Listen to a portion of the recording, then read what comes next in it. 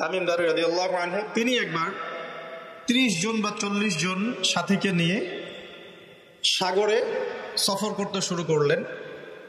প্রচন্ড ঝড় আসলো, সাগর তাদেরকে প্রায় 1 মাস সমুদ্রের মধ্যে ঘোরালো। এক পর্যায়ে একটা দ্বীপে তারা নোঙর করতে পারলেন। সেই দ্বীপে তারা একটা প্রাণীকে দেখতে পেলেন, যে প্রাণীর গায়ে প্রচুর লোম ছিল। কি ছিল? লোম। এত বেশি লোমকূপ যে তার চেহারা কোনটা আর পিছন দিক কোনটা এটা আইডেন্টিফাই করা যাচ্ছে না। এবং বিস্ময়কর বিষয় হচ্ছে এই প্রাণী কথা বলা শুরু করলো। তারা বলল, তোমরা কারা? তারা বলল, আমরা আরব থেকে এসেছি। এরকম কিছু কনভারসেশন হলো। তখন সেই প্রাণী বললেন বা বলল, তোমাদের অপেক্ষা করছে একজন ব্যক্তি, আমার সাথে আসো। তখন এই 30 জন বা 40 জন সাহাবী তারা তামিম দারির সাথে গেলেন। সাহাবী বলছে এই অর্থে যে তারা পরবর্তীতে মুসলিম হয়েছিলেন, এই ঘটনার পরে তারা মুসলিম হয়েছিলেন, আলহামদুলিল্লাহ। তো তারা গিয়ে দেখলেন শেকল দিয়ে একজন ব্যক্তিকে বাঁধা আছে, যে ব্যক্তি খুবই শক্তিশালী, তাকে শেকল দিয়ে বেঁধে রাখা হয়েছে। এবং সেই ব্যক্তি তাদেরকে জিজ্ঞাসা করছিল, তোমরা কোত্থেকে এসেছো? তামিম দারি রাদিয়াল্লাহু আনহু তিনি বলছেন, আমরা মক্কা থেকে এসেছি, মদিনা মক্কা থেকে এসেছি। কি উদ্দেশ্যে? এই উদ্দেশ্যে, তোমাদের সেখানে একজন ব্যক্তি আছে মুহাম্মদ, তার কি খবর? তামিম দারি রাদিয়াল্লাহু আনহু বলছেন, তার খবর হচ্ছে বালতির মতো। কিসের মতো? বালতির মতো।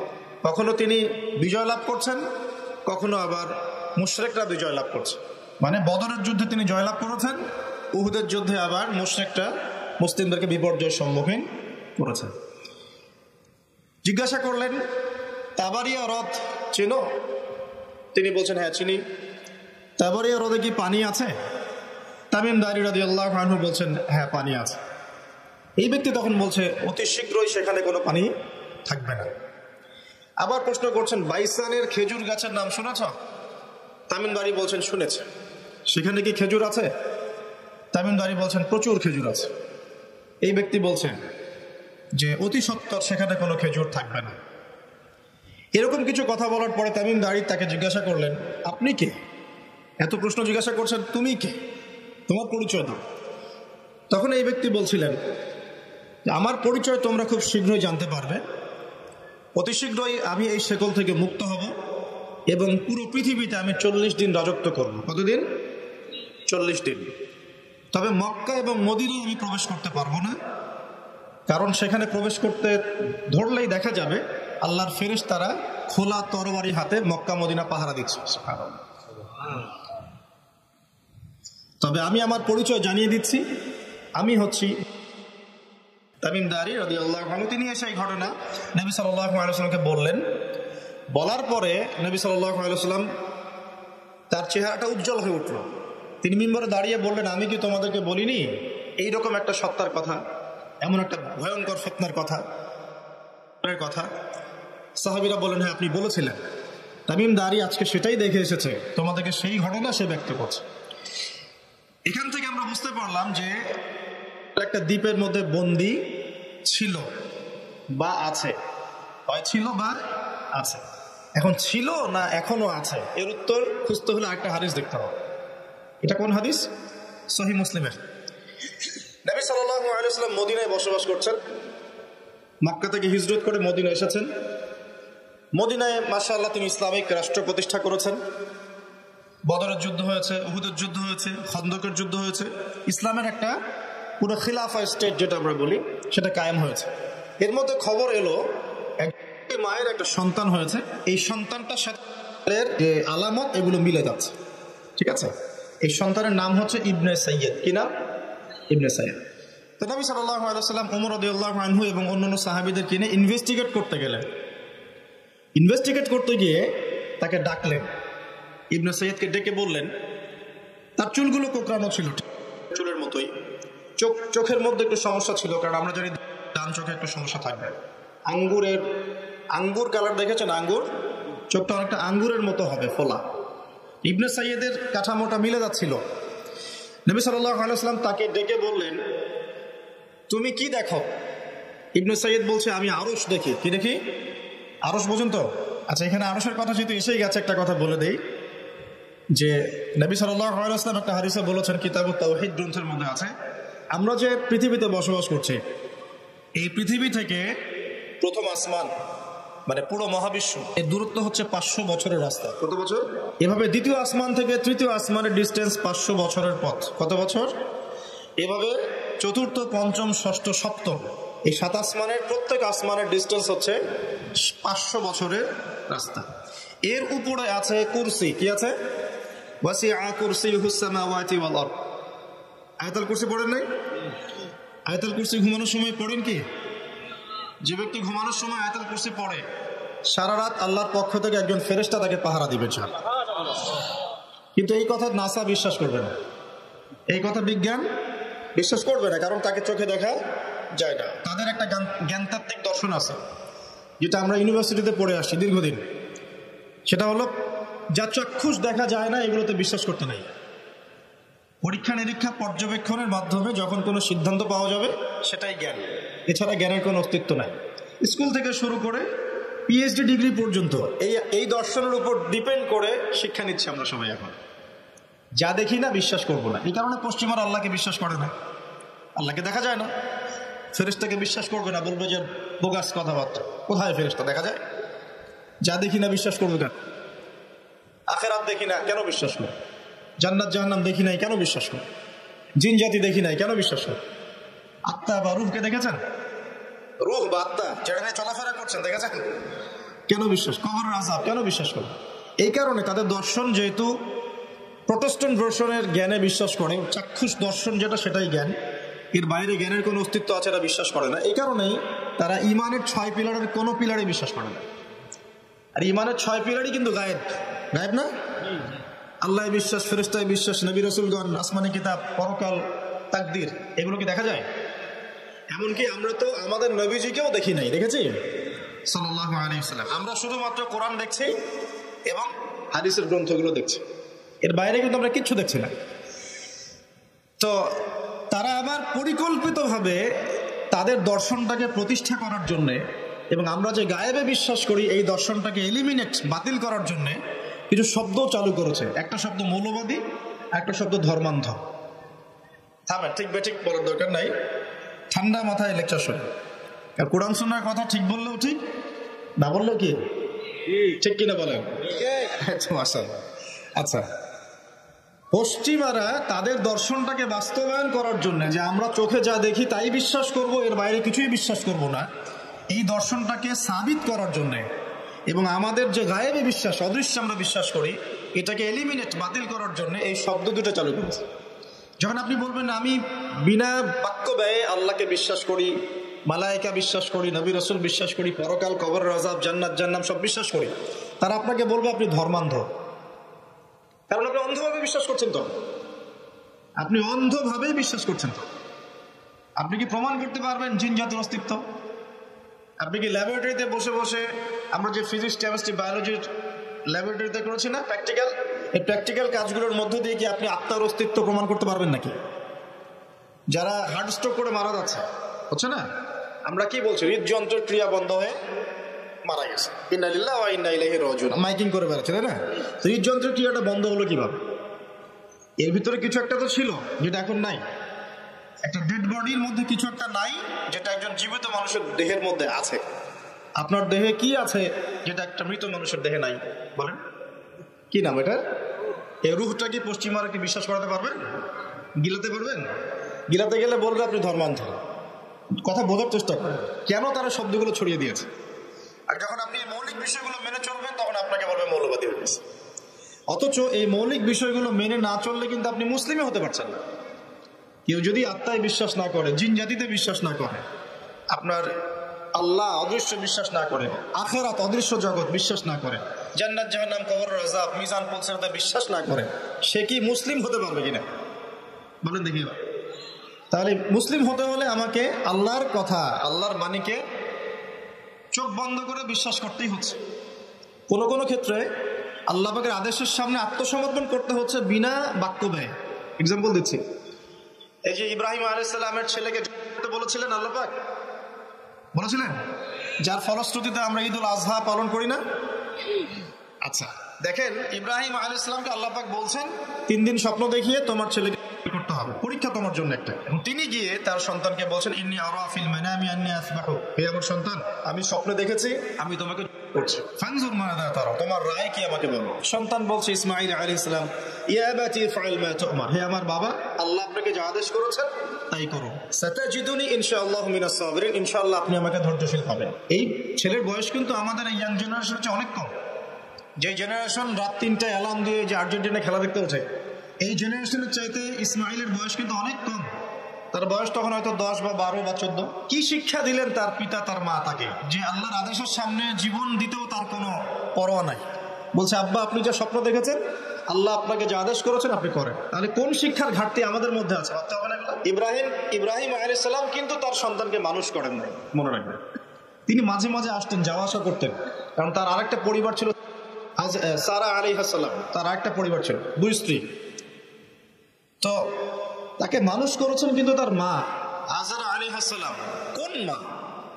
যেই মাকে ইব্রাহিম রেখে আসছেন কাবা ঘরে, মনে আছে? খাবারও ছিল না, পানিও ছিল না। তিনি বলছেন, আপনি কেন রেখে যাচ্ছেন ইব্রাহিম আলাইহিস সালাম বলেন, আল্লাহর হুকুমে। এখন এই মা বলছেন যে যদি আপনি আল্লাহর হুকুমে আমাকে রেখে যান, আমাদেরকে রেখে যান, ইনশাআল্লাহ আল্লাহ পাক আমাদেরকে ফেলে দিবেন না। তো এই মায়ের গর্ভ থেকে ইসমাইল হবে না তো কি আমাদের মা বোনদের গর্ভ থেকে ইসমাইল হবে? আমাদের মা বোন এখন কি করে? সারাদিন যে মুভিজ, যে সিরিয়ালস, স্বামীকে সম্পত্তির জন্য প্যারা দিতে দিতে স্বামীর হার্ট স্ট্রোক করে ফেলে। বহু স্বামী আছে হারাম খাইতে চায় না, স্ত্রী পাল্লায় পর হারাম খায়। হ্যাঁ, আমি কিছু প্র্যাকটিক্যাল কথা বলছি। বহু স্বামী আছে হারাম খেতে চায় না, সন্তান সন্ততির স্ত্রীদের চাপে পড়ে তাকে 2 নাম্বারই করতে সে বাধ্য হয়। কেন করে? পরিবারের জন্য করে। আমরা কিন্তু বোকা পুরুষ মানুষ, আমরা যারা আছে আমরা কিন্তু আসলে বোকা জাতি, জানেন?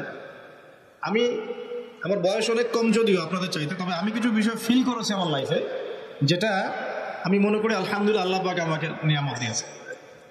যেমন আমি ফিল করেছি আমার লাইফে যে মানুষের আল্লাহ ছাড়া আপন বলতে কেউ নাই, সেটা আমি ফিল করেছি। আল্লাহ পাক ছাড়া একজন মানুষের সত্তাগত আপন, আপনার সত্তা আত্মাগত আপন বলতে আসলে কেউ নাই পৃথিবীতে। যারা আছে আমাদের আশপাশে সবাই সবার স্বার্থে থাকে, সবাই সবার প্রয়োজনে থাকে। প্রয়োজন শেষ হলে আপনাকে চিনবেও না নাকি। আমি যখন ইন্তেকাল করবো, এমন হবে 40 দিন পর কেউ আমাদের কবর জিয়ারত করবে কিনা সন্দেহ আছে। এগুলো বাস্তবতা। আর আমরা বোকা কেন জানেন? আমরা এই দুনিয়ার মানুষদের স্বার্থেই, আমার আশপাশের মানুষগুলোর স্বার্থেই সারা জীবন আল্লাহর বিরুদ্ধে চলি, হারাম খাই, সুদ খাই, ঘুষ খাই, দুর্নীতি করে ওদের মুখে হাসি ফোটানোর জন্য। যেই মানুষগুলো আমাকেই চিনবে না পরকালে, দুনিয়াতেই মারা গেলে আমাকে চিনবে না, তো সেই মানুষগুলোর জন্য আমি আল্লাহর বিরুদ্ধে চলে যাই। আমরা বোকা না? আর দেখবেন যেসব পুরুষের সৎ থাকতে চায় তারা শেষ বয়সে খুব একা হয়ে পড়ে। খেয়াল করে দেখেন, যে পুরুষটা সৎ থাকতে চায় শেষ বয়সে গিয়ে দেখবেন তারা খুব একাকিত্বে ভুগছে। আর এখন একটা কমন সমস্যা, এটা অনেক প্রবীণ মানুষ যারা আছেন তারা কিন্তু একাকিত্বে ভোগেন, খুব একাকিত্বে ভোগেন। স্ত্রী দেখছে না, সন্তান খোঁজ খবর নিচ্ছে না, বন্ধু বান্ধবরা নাই, হ্যাঁ, বৃদ্ধাশ্রমে গিয়ে পড়ে আছে। পরিবারগুলোতে এখন পুরুষ নির্যাতন বেরোচ্ছে। হ্যাঁ, কথা একটু ভিতর থেকে বোঝার চেষ্টা করবেন। হ্যাঁ, নারী নির্যাতন তো আছেই। আমরা জানি এমন দুশ্চরিত্রের লম্পট অনেক পুরুষ আছে সমাজে, যৌতুকের জন্য মেয়েদেরকে চাপ দেয়, স্ত্রীদেরকে চাপ দেয়, তাই না? শারীরিক মানসিক নির্যাতন করে না? মেয়েদের প্রতিও চরম নির্যাতন হয়, কিন্তু পুরুষের উপরেও কিন্তু দিন দিন নির্যাতন বাড়ছে। আমরা কিন্তু এই সেন্সে বোকা হয়ে গেছি। চালাক হব কখন? যখন আমরা আমাদের দুনিয়ার প্রতিটা কাজ আল্লাহর সন্তুষ্টির জন্য করব। দুনিয়ার প্রতিটা কাজ যদি আমরা আল্লাহর সন্তুষ্টির জন্য করি, তাহলে আমরা কারো ব্যবহারে কথায় কষ্ট পাবো না ইনশাআল্লাহ। কারণ আমাদের সালাত, ইন্না সালাতি ওয়া নুসুকি মাহইয়ায়া ওয়া মামাতি, আমাদের সালাত সব স্যাক্রিফাইস, জীবন মৃত্যু কার জন্য? আল্লাহর জন্য। এখন আল্লাহর কাছে আমার এক্সপেকটেশন থাকবে যে আল্লাহর কাছে আমি চাই, কোনো মানুষের কাছে কোনো এক্সপেকটেশন নাই, তখন আপনি কষ্ট পাবেন না। জীবনে সুখে থাকার দ্য ফিলোসফি অফ হ্যাপিনেস হচ্ছে এটা। জীবনে সুখে থাকা, সুখী হওয়ার, এই দুনিয়ার জীবনে সুখী হওয়ার ফিলোসফি হচ্ছে আল্লাহ ছাড়া কারোর কাছে আশা করেন না, এবং আল্লাহ ছাড়া অন্য কারোর জন্য কোনো কিছু করতে চান না, আল্লাহকে সন্তুষ্ট করার জন্য করতে চান। ইনশাআল্লাহ আল্লাহ পাক আপনাকে সবকিছুই দিবে ইনশাআল্লাহ। সম্মান, মর্যাদা, প্রতিপত্তি, মানুষের ভালোবাসা সবই পাবেন যদি আপনি আল্লাহর হয়ে যান। আমি একটু ভিতরে চলে আসছি আর কি, বাইরে আসি আবার আসেন। তো এই যে কুরসির কথা বলছিলাম, আয়াতুল কুরসি কেন তেলাওয়াত করবেন? কারণ রাত্রেবেলা একজন মালাক বা ফেরেশতা আপনাকে পাহারা দিবে ইনশাআল্লাহ। আর পশ্চিমাদের দর্শন বলে দিলাম, ওরা কিন্তু এই অদৃশ্যের জগতে বিশ্বাস করে না। এই কারণে আমরা যারা অদৃশ্যের জগতে বিশ্বাস করি, আমাদেরকে এইসব সাম্প্রদায়িক শব্দ দিয়ে তারা সারা বিশ্বের বুকে আন্ডারস্টিমেট করার চেষ্টা করেছে। ধরতে হবে ওগুলো। সামনে আসেন। এখন কুরসির পরে কি আছে? এই কুরসির উপরে আছে একটা মহাসাগর। কি আছে? মহাসাগর। নাসা কি বলেছে এখন পর্যন্ত? এই জন্য আমরা কেউ বিশ্বাস করি না। কালকে যদি দেখবেন নাসা বলে দেয় হ্যাঁ একটা মহাসাগরের সন্ধান পাওয়া গেছে, পৃথিবী থেকে লক্ষ কোটি আলোকবর্ষ দূরে, নাম দিয়ে দিল যে .FM0000mm2, একটা নাম দিয়ে দিল। ওরা তো এরকম নাম দেয় আর কি, তাই না? তখন কিন্তু দেখবেন সারা বিশ্বের মানুষ চোখ বন্ধ করে বিশ্বাস করবে কি না? আমরা কিন্তু আল্লাহর প্রতি চোখ বন্ধ করে বিশ্বাসের জায়গায় এই পশ্চিমাদের উপর এখন চোখ বন্ধ করে বিশ্বাস করি। কি বুঝেন? এটা কিন্তু শিরক হচ্ছে, এটাও শিরক হচ্ছে। তো একটা কথা মিস করে গেছি, ইব্রাহিম আলাইহিস সালাম করার যে পরীক্ষায় পড়েছিলেন তখন কিন্তু তিনি প্রশ্ন করেন না আল্লাহকে, আল্লাহ একজন মাসুম বাচ্চাকে কেন করব, এর পিছনে যুক্তি কি, এর পিছনে বিজ্ঞান কি, এর পিছনে দর্শন কি, প্রশ্ন করেছিলেন? তিনি একদম সামি'না ওয়া আতা'না, আল্লাহ পাক আদেশ করেছেন, চোখ বন্ধ করে পালন করতে গিয়েছে। ইব্রাহিম আলাইহিস সালাম অন্ধভাবে আল্লাহর আদেশ মেনে চললেন না? আর ইব্রাহিম আলাইহিস সালাম সবচেয়ে বড় মুসলিম না আমি সবচেয়ে বড় মুসলিম? বলেন, কে এই উম্মার নামকরণ করেছেন মুসলিম? সূরা হজ পড়ে দেখেন, হুয়া সাম্মাকুমুল মুসলিমিন। এই হুয়া মানে কে? মিল্লাতে আবিকুম ইব্রাহিম, ইব্রাহিম আলাইহিস সালামের মিল্লাত, তিনি তোমাদের পিতা, যিনি তোমাদের নামকরণ করেছেন কি? মুসলিম। আর আমাদের আদি পিতা হচ্ছেন আদম আলাইহিস সালাম। তো দেখুন প্রিয় ভাইরা, এই মহাসাগরের উপরে আছে কুরসি, যার কথা আমি বলতে গিয়ে এখানে আসলাম। ইবনে সাইয়্যিদ কি বলছেন? সে কি দেখে মনে আছে না ভুলে গেছেন? ইবনে সাইয়্যিদ কে? নবী সাল্লাল্লাহু আলাইহি ওয়াসাল্লাম যাকে ইনভেস্টিগেট করছেন মদিনায়, কোথায় খেয়াল রাখেন, তামিমদারি দ্বীপে দেখে আসছেন। কোথায় দেখে আসছেন? দ্বীপে। আর নবী সাল্লাল্লাহু আলাইহি ওয়াসাল্লাম ইনভেস্টিগেট করছেন কোথায়? মদিনায়। আচ্ছা, তো এখন এই ব্যক্তি বলছে আমি আরশ দেখি। নবী সাল্লাল্লাহু আলাইহি ওয়াসাল্লাম বলে আরশ কোথায়? সে বলছে আরশ পানির উপরে। কোথায়? পানির উপরে। তখন নবী সাল্লাল্লাহু আলাইহি ওয়াসাল্লাম বলছেন তুমি তো তাহলে শয়তানের আরশ দেখছো। কার আরশ দেখছে? শয়তানের কিন্তু আরশ আছে, শয়তানেরও কিন্তু একটা আরশ আছে। কোথায় এটা জানেন? সমুদ্রের উপরে। অনেকে বলে যে ভাই বারমুদা ট্রায়াঙ্গেলে আছে নাকি, এটা আমরা জানি না, এভাবে বলা যাবে না, এটা আমরা ব্যাখ্যা করতে পারবো না, আল্লাহ ভালো জানেন। তো এখন শয়তানও কিন্তু সিংহাসনে বসে, দিন শেষে বসে ওর যে চেলা চামুন্ডা যারা আছে ওদেরকে ডাকে, ডেকে বলে আজকে কি করাইছো তোমরা? একজন বলে যে আমি তো জেনা করাই দিছি দুজনের মধ্যে, আমি মদ খাইয়েছি মানুষকে, আমি মানুষকে পরকীয়ায় লিপ্ত করেছি, আমি একজনকে একজনের বিরুদ্ধে উস্কে দিয়ে হত্যা করিয়ে দিয়েছি। এরকম করে শয়তানরা বলতে থাকে। তো ইবলিস বলে না, তোমরা তেমন কোনো কাজ করতে পারো না। ইতিমধ্যে একজন শয়তান এসে বলে যে আমি একটা কাজ করেছি। কি কাজ করেছো? যে আমি একটা পরিবারের স্বামী স্ত্রীর মধ্যে বিচ্ছেদ ঘটিয়ে দিয়েছে। কি করেছে? এটা এখন বেশি হচ্ছে না? বেশি হচ্ছে না? আপনারা খবর রাখেন না মনে হয়, পড়াশোনা করে দেখেন, প্রতি 3-4 মিনিট একটা ডিভোর্সের ঘটনা ঘটে, প্রতি 3-4 মিনিটের মধ্যে। এবার শয়তান তাকে ডাকে, এদিকে আসো, তুমি একটা কাজের কাজ করেছো। তখন নিজের গলার যে মালা বা যেটা আমরা গোল্ড মেডেল বলি, অ্যাওয়ার্ড যেটা বলি, এটা তার গলায় সে পরিয়ে দেয়, দিয়ে বলে তুমি একটা কাজের কাজ করেছো। তার মানে আমরা বুঝতে পারলাম শয়তানের কাছে সবচেয়ে বড় একটা মিশন কি? পরিবারগুলোকে ধ্বংস করে দেয়। খুব সতর্ক থাকতে হবে আমাদের সবাইকে। আল্লাহ পাক আমাদের সবাইকে ধৈর্য দান করবেন। আর পরিবার টিকে থাকে ধৈর্যের উপরে। আরেকটা বিষয় বলে দেই, স্বামী স্ত্রীর মধ্যে, যুবকরা এটা উপকৃত হবেন ইনশাআল্লাহ, স্বামী স্ত্রীর মধ্যে শুধুমাত্র ভালোবাসা পরিবার টিকানোর জন্য যথেষ্ট না। স্বামী স্ত্রীর মধ্যে ভালোবাসার চাইতেও বেশি প্রয়োজন হচ্ছে একে অপরের প্রতি বিশ্বাস। কি দরকার? বিশ্বাস না থাকলে ভালোবাসা টিকবে না। প্রয়োজন একে অপরের সম্মানবোধ, একজন আরেকজনের সম্মানটা যেন বোঝে, এবং আনুগত্যের প্রয়োজন আছে। স্ত্রীরা যদি স্বামীদের আনুগত্য না করে সংসার টিকে না, সংসার ভেঙে যায়। বিশ্বাস, আনুগত্য, ভক্তি, সম্মান, শ্রদ্ধা, এর সাথে যখন ভালোবাসা যুক্ত হবে তখন পরিবারটা ইনশাআল্লাহ জান্নাতি পরিবার। লাখ লাখ ছেলে দাঁড়িয়ে একটা পর্দার সামনে দাঁড়িয়ে আছে, গোল কখন হবে এই জন্য দেখছেন না? মিডিয়া এগুলো প্রমোট করছে না? বাপের এমন যে কত সুখে আছে আমরা, তাই না? কি সুখ আমাদের। খেলা হচ্ছে, আমরা গোল গোল চিল্লাচ্ছি, খেলছে কোন টিম, সেই টিম আমাকেও চিনে না, আমার দেশের নামও জানে কিনা আল্লাহু আলাম। এমন কেন জাতিগত, আমরা এমন কেন হলাম জাতিগতভাবে? আমাদের কোনো ব্যক্তিত্ব নাই, আমাদের কোনো গায়রত নাই। আমাদের তো যুদ্ধের হিস্ট্রি আছে, আমাদের বীরত্বের হিস্ট্রি আছে, আমাদের ভাষা আন্দোলন হিস্ট্রি আছে। দেশের কনসেপ্ট বাদ দিয়ে ইসলামের কনসেপ্টও যদি বলেন, আমরা তো তারেক বিন জিয়াদের উত্তরসূরি, বিন কাসিমের উত্তরসূরি, খালেদ বিন ওয়ালিদ, উমর ইবনে খাত্তাবের উত্তরসূরি। আমাদের কোনো গায়রত নাই। যদি আমি একা একা সকালবেলা উঠে ফজরের নামাজের পরে এই মাঠটাকে 10 রাউন্ড দেই, এটা আমার জায়েজ না জায়েজ? জায়েজ। এখন আপনারা 10 জন 20 জন দুটা টিম হয়ে গেলেন, আমি তো টুকটাক খেলাধুলার মধ্যে ছিলাম, টিম হয়ে গেলেন, এখন আপনারা খেলছেন ফুটবল, 1 ঘন্টা আধা ঘন্টা খেলবেন, জায়েজ না জায়েজ? কিন্তু এই খেলাটাকে টেলিকাস্ট করে আপনি হাজার হাজার মানুষের সময় তো নষ্ট করতে পারেন না, তার হাত তো নষ্ট করতে পারেন না। এই খেলাকে কেন্দ্র করে জুয়ার আসর বসাতে পারবেন না, এটাকে কেন্দ্র করে আপনি lakh lakh billion billion dollar খরচ করতে পারবেন না তো। অথচ আপনার পাশেই প্রতিবেশী রাষ্ট্র না খেয়ে মারা যায়, আমাদের পাশেই মিডল ইস্টের পাশেই প্রতিবেশী রাষ্ট্র না খেয়ে শিশুরা যাচ্ছে। প্রতিবেশী না খেয়ে থাকে, আমি পেট ভরে খাই, আমি মুমিন নাকি? প্রতিবেশী না খেয়ে থাকে আর আমি পেট ভরে খাই, আমি কি মুমিন নাকি? আর সারা বিশ্ব এই দিকে মানুষকে ফোকাস করে রেখেছে, বিশ্বের একটা অংশ এই দিকে ফোকাস করে রেখে তাদের এজেন্ডাগুলো ঠিকই বাস্তবায়ন করছে না। তো রমজান মাস আসে, দেখবেন রমজান মাস যখনই আসে দেখবেন যে নির্যাতন বেড়ে যায় উম্মার উপর। যে সময়ে উম্মার ইকোনমিক অবস্থা ভালো না, সামরিক অবস্থায় তাদের মুখাপেক্ষী হয়ে থাকতে হচ্ছে, যে সময় আমাদের ভিতরে পলিটিক্যাল বিরোধগুলো দেখা দিচ্ছে, আমরা ইউনাইটেড হতে পারছি না, যে সময় যুব সমাজরা মাদকে আসক্ত হয়ে আছে, পর্নোগ্রাফিতে আসক্ত হয়ে আছে, দ্বীনের ইলম কালাম অর্জন করছে না, নামাজ ঠিক মতো পড়ছে না, কুরআন তেলাওয়াত করা শিখছে না, যে সময়ে ইভেন আলেম ওলামাদের মধ্যে ঐক্য দেখা যাচ্ছে না, যে সময়ের মধ্যে আমরা পরিবারগুলোর ভাঙন দেখতে পাচ্ছি, আমাদের পরবর্তী প্রজন্ম কোন পরিবেশে বড় হবে সেই নিশ্চয়তা দিতে পারি না।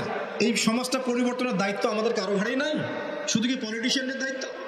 শুধু কি প্রশাসনের দায়িত্ব? আমাদের সবাইকে নাকে তেল দিয়ে ঘুমানোর জন্য পৃথিবীতে আসছে? এই যুব সমাজ তো জানেই না, বুঝেই না ওদেরকে কি কারণে এই পৃথিবীতে পাঠানো হয়েছে। সে যে মুসলিম, তার যে দায়িত্ব কর্তব্য আছে, আল্লাহ পাক যে তাকে সৃষ্টি করেছেন তার ইবাদত করার জন্য এবং আল্লাহর জমিনে দিনটার প্রচার প্রসার ঘটানোর জন্য, তার কোনো ফিকির আছে? একটা পর্দার সামনে দাঁড়িয়ে এসে আধা ঘন্টা 1 ঘন্টা 1.5 ঘন্টা সময় নষ্ট করে ফেললো, তার ফিজিক্যাল কোনো উপকারও কিন্তু নাই। আছে? কোন জায়গায় আপনি বাচ্চাকে রেখে যাচ্ছেন চিন্তা করে দেখে দেখবেন। একটা ছোট্ট বাচ্চার ইজ্জতের কোনো গ্যারান্টি পাচ্ছি না আমরা। মানুষ কোন জায়গায় চলে গেছে দেখেন, মাদক অ্যাভেলেবল হয়ে গেছে, দেখে না 5% ছেলেও পাওয়া যাবে না এখন। আর যারা দেখে ভিতর থেকে এরা পশু হয়ে গেছে, এর কাছে একটা বাচ্চাকে দিলেও সে রেপ করে রেখে দিবে। চিন্তা করে দেখেন না, বিগত 50 বছরে ধর্ষণের সংখ্যা বেড়েছে না কমেছে? কি পরিমাণ বেড়েছে কি পরিমাণে? পর্নোগ্রাফির পরিমাণটা কি পরিমাণ বাড়ছে? মাদক কি পরিমাণে বেড়েছে? এখন এই দায়িত্বটা শুধু প্রশাসনের না, শুধু পলিটিশিয়ানদের না, আমাদের সবার দায়িত্ব আছে। আমরা যদি যার যার জায়গা থেকে দায়িত্ব পালন করতে আজকে পিছুপা হয়ে যাই, বিশ্বাস করেন আগামী 10-20 বছর পরে আমাদের সন্তান একটা ভয়ঙ্কর বিশ্ব দেখবে, এসে এমন একটা বিশ্ব দেখবে যার দুঃস্বপ্নের মতো কল্পনাই করে নাই। আল্লাহ আমাদেরকে বোঝার তৌফিক দান করুন। আমি হয়তো কিছুটা ইমোশনাল হয়ে বেশি কথা বলে ফেললাম, ভুল ত্রুটি হলে মাফ করবেন। সামনে আসেন, আমি বুঝাচ্ছিলাম যে এই 3টা জায়গা থেকে বের হবে এবং তার সাথে জয়েন হবে কারা, এবং এক শ্রেণীর নারী যাদেরকে আপনি ঘরে রাখতে পারবেন না। উদাহরণ যদি এত দূর চলে গেছে, আরেকটা জায়গার কথা আসছে যে বের হবে শাম এবং ইরাকের মাঝামাঝি একটা রাস্তা থেকে। শাম মানে হচ্ছে জর্ডান, লেবানন, এই যে পুরো কন্টিনেন্টটা আছে এটার নাম শাম। কি নাম? শাম। আর ইরাক হচ্ছে এই যে আমাদের ইরাক তো চিনেন, এর মাঝখান থেকে একটা রাস্তা থেকে বের হবে। একটু ভূগোল ঘাটবেন, একটু জিওগ্রাফি পড়ে দেখবেন, ওর মাঝখানে এখন একটা রাষ্ট্রের জন্ম হয়েছে। এই রাষ্ট্রটা আজকে থেকে 100 বছর আগে বিশ্বের বুকে ছিল। 1914 সালের আগ পর্যন্ত এরকম কোন রাষ্ট্রের অস্তিত্বই বিশ্বের বুকে ছিল না। বিগত 100 বছরে এটা অস্তিত্ব লাভ করেছে, নাম আপনারা সবাই জানেন। এবং সেখানে শুধু রাষ্ট্র গঠন করেই তারা ক্ষান্ত হয় নাই, কিন্তু ওই যে বললাম 70,000 দিবে ইস্পাহানের, বললাম না? তার মানে অন্য হাদিসের সাথে লিংক করলে দেখা যায় নবীজি বলছেন যে সে বিশ্ব শাসন করবে এবং তার ফলোয়ার্স হবে কারা? মানে কারা? তো সে যদি রাষ্ট্র কায়েম অলরেডি করে ফেলে এবং সেখানে যদি বিশ্বের সমস্ত জায়গা থেকে সেও যায় এবং ওরা সেখানে শক্তিশালী হয়ে যায়, তার সশরীরে বের না হলেও তার অনুসারীরা কি বের হয় নাই? বোঝেন নাই কথা? বুঝছেন? এখন তার অনুসারীদের একটু অবস্থা দেখেন। বিশ্বের বড় বড় সেক্টরগুলোর কথা আমি জাস্ট মেনশন করে দিই: politics, economics, finance, military section এবং মিডিয়া। বড় বড় 5-6টা সেকশন। একটা সেকশন আমাকে দেখাবেন যেটা ওদের নিয়ন্ত্রণের বাইরে আছে? এমন কোন সেকশন নাই। এখানে শিক্ষিত মানুষ যারা তারা আমার কথা বুঝতে পারবে। বিশ্বের এমন কোন সেকশন নাই যেটা ওদের নিয়ন্ত্রণের বাইরে। ইভেন এই যে প্রযুক্তিগুলো আমরা ইউজ করছি এগুলো সবকিছু ওদের নখদর্পণে আছে। এখন আমাকে একটা কোশ্চেন উত্তর দেন যে যদি আপনি বিশ্ব রুল করতে চান তাহলে আপনাকে বিশ্বের এই বড় বড় সেকশনগুলোকে রুল করতে হবে না? শ্রীলঙ্কা কি পারবে বিশ্বের অর্থনীতিকে নিয়ন্ত্রণ করতে? পারবে না, কারণ তার নিজের কোনো ইকোনমিক বেস নাই। পারবে কি? পারবে সারা ওয়ার্ল্ডের পলিটিক্সকে নিয়ন্ত্রণ করতে? পারবে না। মনে করেন কি পারবে সারা বিশ্বের ফাইন্যান্স এগুলো নিয়ন্ত্রণ করতে পারবে? সেখানে তো মানুষ অনুদানের উপর তারা চলছে না, তাদের তো জানমালের নিরাপত্তাই নাই। তার মানে যে বা যারা বিশ্ব শাসন করবে তার অনুসারীরা তাদেরকে বিশ্বের বড় বড় সেকশনগুলো তো রুল করতে হবে, তাই নয় কি? সশরীরে বের না হলেও, সে সশরীরে না আসলেও তার ফলোয়ার্স যারা তারা কিন্তু অলরেডি রাষ্ট্র কায়েম করেছে, বিশ্বের বড় বড় সেকশন নিয়ন্ত্রণ করছে এবং ঐক্যবদ্ধ হয়েছে, রাজধানীও ঘোষণা করে ফেলেছে। এবার কি মিলাতে পারছেন কথা যে কোন দিকে আমি ফোকাস করছি? এবার আসেন, তাদের সাথে লড়াই করার ক্ষমতা সবার থাকবে না, এটাও সত্য। কারণ আসবে সে তাদেরকে নিয়ে বিশ্বে 40 দিন পুরো ম্যাসাকার করবে, পুরো বিশ্বটাকে 40 দিন সে শাসন করবে। যার প্রথম দিনটা হবে 1 বছরের সমান। কত বছর? কিভাবে হবে আল্লাহ জানেন, আমি ব্যাখ্যা করতে পারবো না। দ্বিতীয় দিন হচ্ছে 1 মাসের সমান, তৃতীয় দিন 1 সপ্তাহের সমান, তারপরের দিনগুলো আমাদের দিনের মতোই। কথা বুঝতে পারছেন? সে কি করবে?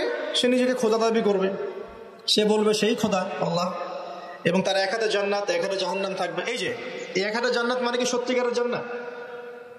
ওই যে 2 2 4 যারা মিলায় বলবে হ্যাঁ সত্যিকারের জান্নাত। একটা বাহন থাকবে, গাধা বলা হয়েছে, যার বিশাল ডানা থাকবে, যে ডানার নিচে বহু মানুষ আশ্রয় নিতে পারবে, এবং সেই ডানাতে সে আকাশে চড়ে বেড়াবে। আকাশে উড়ে এমন কোন গাধা আছে নাকি? আছে? যারা 2 2 4 মিলায়, যে 2 যোগ 2 লেফট হ্যান্ড সাইড সমস্যা রাইট হ্যান্ড সাইড, এরা মনে করবে যে উড়ন্ত গাধাও মনে হয় আসতে পারে। আর যারা ইন্টেলেকচুয়াল থিঙ্কিংস রাখেন তারা বুঝবেন যে হতে পারে এটা এমন কোনো প্রযুক্তি যেটা দিয়ে সে আকাশকে নিয়ন্ত্রণ করবে। হতে পারে অত্যাধুনিক কোনো এয়ারক্রাফট, আল্লাহ ভালো জানেন। তবে উড়ন্ত কোনো গাধা যে হবে না এটা আমরা নিশ্চিত ইনশাআল্লাহ।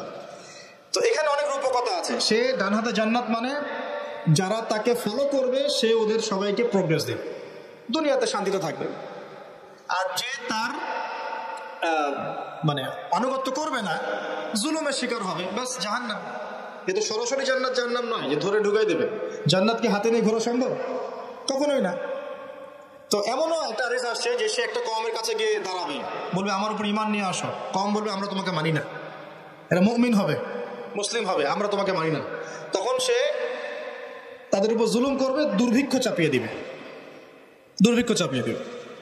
আরেকটা কওমের কাছে যাবে, বলবে আমাকে কি তোমরা রব হিসেবে মানো? তারা বলবে হ্যাঁ মানি। তখন তাদেরকে সে প্রোগ্রেস দিবে। দেখবেন আকাশকে আদেশ করবে বৃষ্টি হও, বৃষ্টি হবে, ফসল ফলো, ফসল ফলবে, গুপ্তধনগুলো বের করে ওদের হাতে দিয়ে দিবে। মানে আমি বুঝাতে পারবো না যেটা কত বড় ফিতনা। পৃথিবীতে চলমান সমস্ত ফিতনাগুলোকে একত্রিত করলে হবে না, তবে তার শাসনটা চিরস্থায়ী হবে না। আলহামদুলিল্লাহ, তার এবং তার ফলোয়ার্সদের শাসনটা চিরস্থায়ী হবে না। তারা যে মনে করে বসে আছে যে এই সত্যিকারের, সে সত্যিকারের তারাই করার চেষ্টা করেছিল। তার নাম কি? ঈসা আলাইহিস সালাম। তিনি হচ্ছেন সত্যিকার। আল্লাহ পাক তাকে উঠিয়ে নিয়েছেন, তাকে আল্লাহ পাক নামাবেন দামেস্কে, এবং তার হাতেই এই মিথ্যা মাসিহের মৃত্যু লেখা আছে ইনশাআল্লাহ তাআলা। এবং তারপর ঈসা আলাইহিস সালাম তার ফলোয়ার্স বা তার অনুসারীদেরকে নিয়ে বিশ্বের শান্তি প্রতিষ্ঠা করবেন ইনশাআল্লাহ। এটা সামনে আছে, মানে ইতিহাস শেষ হবে, সভ্যতা শেষ হবে নবী ঈসা আলাইহিস সালামের হাতে। এটা কত বছর বাকি আছে এটা আমরা বলতে পারবো না। হতে পারে 100 বছর, হতে পারে 1000 বছর, আমরা জানি না, আল্লাহ ভালো জানেন। কিন্তু একটা জিনিস আপনাকে ফোকাস করতে হবে, যে সে সশরীরে বের না হলেও তার অনুসারীরা কিন্তু সারা বিশ্বে আজকে শক্তিশালী। এটা আপনাকে বুঝতে হবে। একটা সুসংবাদ আপনার জন্য। নবীজি বলছেন সাল্লাল্লাহু আলাইহি ওয়াসাল্লাম, কোন ব্যক্তি যদি সূরা কাহফের প্রথম 10টা আয়াত মুখস্থ করে বা শেষের 10টা আয়াত মুখস্থ করে, বা এই দুটোই 20টাই করেন, ইনশাআল্লাহ আপনার জীবদ্দশায় যদি হয় সে আপনার কোনো ক্ষতি করতে পারবে না। এখন প্রশ্ন আছে আরো, এই সূরার মধ্যে কি আছে যা আপনাকে এই ফিতনা থেকে বাঁচাবে? এটা জানার জন্য আপনাকে আসহাবুল কাহফের ঘটনা পড়তে হবে। ওই যে 9 জন যুবকের কথা বলেছিলাম, 309 বছর ঘুমিয়েছিল, আল্লাহ পাক আবার ঘুম থেকে উঠিয়েছেন। ডিটেলস বলার সময় নেই, বাসায় গিয়ে পড়বেন। এবং এই বিষয়গুলো বোঝার আগে মুসা এবং খিদর আলাইহিস সালামের ঘটনাটাও পড়তে হবে, যে বাহ্যিক চোখে যা দেখা যাচ্ছে ওটা বাস্তবতা নয়। বাস্তবতা ওটাই যে আল্লাহ নূর দিয়ে খিদর আলাইহিস সালাম দেখছেন। আমি একটা জায়গা থেকে আলোচনা শেষ করে দেবো এখানে। এই সূরার মধ্যে আরো একটা ঘটনা আছে যেটা আমি কোনোদিনও বলি নাই, আজকে বলতেছি আপনাদের সামনে। আপনারা সৌভাগ্যবান, এই ঘটনা আমি আজ পর্যন্ত কোনো লেকচারে বলি নাই। সূরা কাহফে আরো একটা বিষয় আছে যেটা আপনাকে চেনাবে সভ্যতাগুলো কেমন হবে। একটু মনোযোগ দেন প্লিজ, 10 মিনিট দেখুন। এই সূরার মধ্যে 4টা ঘটনা আছে। কয়টা? একটা হচ্ছে আসহাবুল কাহফের, একটা যুলকারনাইন আলাইহিস সালাম, একটা মুসা এবং খিদর আলাইহিস সালামের, আর একটা হচ্ছে এই ঘটনা, 2 বন্ধুর ঘটনা, যা আমি কোনো লেকচারে এখনো বলি না। আল্লাহ পাক এই সূরার মধ্যে একটা বিস্ময়কর ঘটনা বলছেন। 2 বন্ধুর। কয়জন বন্ধু? এক বন্ধু প্রচন্ড ধনী, এমন ধনী যে আল্লাহ পাক তাকে বড় বড় বাগান দিয়েছেন, খেজুরের, আঙ্গুরের, হ্যাঁ, বিশাল বিশাল বাগান, এবং তার মধ্য দিয়ে নদী চলছে। নদী, একটা নদী চলে যাচ্ছে ভিতর দিয়ে, 2 পাশে বাগান। তাহলে কত বড় প্রপার্টি চিন্তা করেন, একটু চিন্তা করেন। আমরা তো বিঘা আর এই যে শতকের হিসাব করি না। আল্লাহ বলছেন যে 2টো বিশাল জান্নাত দিয়েছিলাম তাকে, মানে বাগান দিয়েছিলাম, ফলের বাগান, মাঝখান দিয়ে নদী প্রবাহিত হচ্ছে, এবং প্রত্যেক বছর 2 বার করে এই জায়গায় ফসল ফলতো, প্রচুর ফসল হতো। তো এত ধন সম্পদ পাওয়ার পরে এই বন্ধু, মানে এই ব্যক্তি, তার এক গরিব বন্ধুকে নিয়ে এই বাগানে ঢুকেছে। ঢুকে হাঁটাহাঁটি করছে, গল্পগুজব করছে। গল্পগুজব করার এক পর্যায়ে গিয়ে এই ধনী বন্ধু বলে ফেলছে। কি বলছে? সে বলছে যে আনা আকসারু মিনকা মালা ওয়া আ'আসু নাফারা। হে আমার দোস্ত, শোনো, আমি তোমার চাইতে মালে এবং সম্পদে অনেক সেরা। কে বলছে এটা? এই ধনী বন্ধু। আমরা কিন্তু এরকম কথা বলি না। এই ধনী বন্ধু হচ্ছে বস্তুবাদী মানুষ, মানে বাড়ি গাড়ি, টাকা কড়ি, স্ট্যাটাস, এটাই তার কাছে সবকিছু। বুঝতে পারছেন কথা? সে তার বন্ধুকে বলছে, তুমি তো গরিব, আমি তোমার চেয়ে অনেক সেরা টাকায়, পয়সায়, ধন দৌলতে। এমন মানসিকতা আমাদের মধ্যে আছে না অনেকের? আচ্ছা, এবার সে আরো বলছে যে সে তার জান্নাতে প্রবেশ করলো, তার নফসের উপর সে জুলুমও করে বসলো। কিভাবে জুলুম করলো? এভাবে সে বলছে, ক্বালা মা আযুন্নু আন তাবিদা হাযিহি আবাদা। কে বলছে এটা? এই ধনী বন্ধু। সে বলছে, হে আমার গরিব বন্ধু, শোনো, আমি মনে করি না, আমি বিশ্বাসই করি না, আমি মনে করি না যে আমার এই প্রপার্টি কখনো ধ্বংস হয়ে যাবে। আমি এটা বিশ্বাস করি না। বুঝতে পারছেন?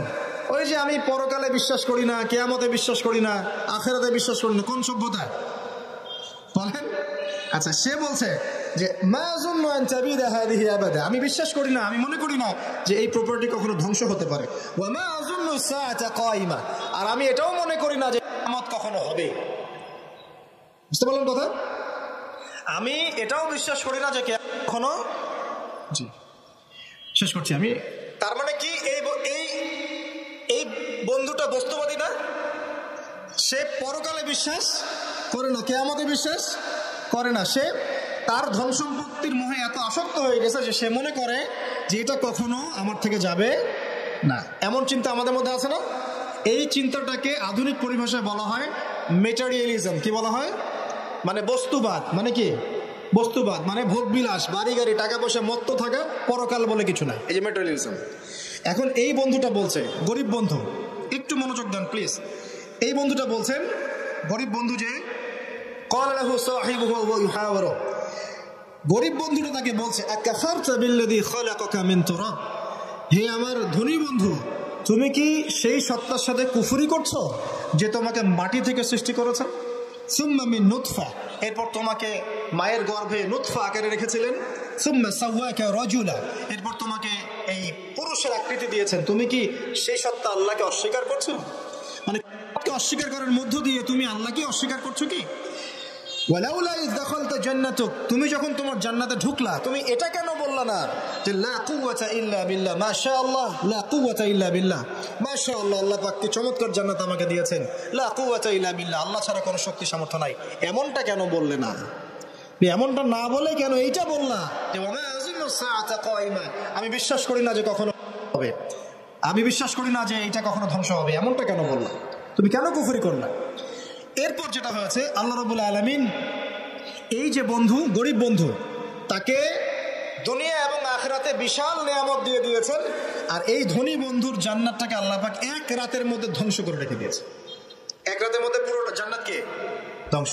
পরের দিন সকালে সে এসে দেখে যে এটা কোন জায়গায় আসলাম, আমার বাগান বাগিচা বলে মনে হচ্ছে না। সে হাত কসলাচ্ছিল এবং বলছিল, কোরআনে ভাবে বলছে, হাত কসলাচ্ছিল আর বলছিল যে হায় আমি যদি আমার রবের সাথে শিরকটা না করতাম, হায় আমি যদি আমার রবের সাথে কুফরি না করতাম, তাহলে আজকে আমার এই অবস্থা হয়তো হতো না। এই ঘটনাটা ঠিক পরে আল্লাহ পাক বলছেন ওয়াদরিব লাহুম মাসালুল হায়াতিদ দুনিয়া, হে নবী মুহাম্মদ সাল্লাল্লাহু আলাইহি ওয়াসাল্লাম, তুমি এবার তোমার উম্মতের কাছে দুনিয়ার দৃষ্টান্তটা পেশ করো। দুনিয়ার দৃষ্টান্তটাও ঠিক এরকমই, এই ফসলের ক্ষেতের মতোই। প্রথমে বৃষ্টিপাত হয়, ফসল সবুজ হয়, মানুষ খুব পুলকিত হয়ে যায়, কি চমৎকার ফসল ফলেছে। এরপর সেই গাছগুলো হলুদ হয়ে যায়, তারপর সেগুলো খড়কুটা হয়, চুলায় চলে যায়। এই হয় না? এই গল্পটার সাথে, ঘটনার সাথে দুনিয়ার জীবনে মিল আছে না? এটা কোন সূরায় আছে? কাহফে। আর এই সূরা আপনাকে বাঁচাবে না? এখানে আপনার হিদায়াত শোনেন। এবং তার অনুসারীরা এবং ওই সমসাময়িক ফিতনাময় যুগে বেশিরভাগ মানুষ বস্তুবাদী হয়ে যাবে, হয়ে যায় নাই? এবং বেশিরভাগ মানুষ এই দুনিয়ার ধন সম্পদ চাকচিক্যের মোহে পড়ে যাবে, পড়ে নাই? পড়েছে কি না? পড়েছে। এবং শুধু তাই নয়, তারা পরকালীন কনসেপ্টগুলোকে অস্বীকার করা শুরু করবে। ওই যে বললাম, আল্লাহ, ফেরেশতা, মালায়েকা, আখিরাত এগুলো কিছু বিশ্বাস করবে না, মানুষকে ধর্মহীনতার দিকে নিয়ে যাবে। এটা নিয়ে যাচ্ছে না? এই তিনটা জিনিস খুব চলছে সমাজে এখন। একটা হচ্ছে এলিমিনেশন, মানে আল্লাহর কনসেপ্টটাকে বাদ দিয়ে দেওয়া। একটা হচ্ছে মেটেরিয়ালিজম, মানে বস্তুবাদিতা। একটা হচ্ছে চ্যালেঞ্জ এগেইনস্ট রিলিজন, ধর্মের এগেইনস্টে চ্যালেঞ্জ করা। এগুলো চলছে না এখন? তো দেখুন, দাজ্জালের সভ্যতায় এগুলো হবে। এর সাথে আপনার বর্তমান সময়ের মিল কোথায়? মিল হচ্ছে, দেখুন, এই বিউটি কন্টেস্ট বলেন, আপনার ওয়ার্ল্ড কাপ বলেন, আপনার এই ইভেন্টসগুলো বলেন, ফ্যাশন শোজগুলোর কথাই বলেন, অপসংস্কৃতির কথাই বলেন, পর্নোগ্রাফির কথাই বলেন, এই মাদকের ভয়াল খাবার কথা বলেন, যে কোনো দিকে তাকান, এগুলোর প্রত্যেকটার উদ্দেশ্য দুনিয়া নয় কি?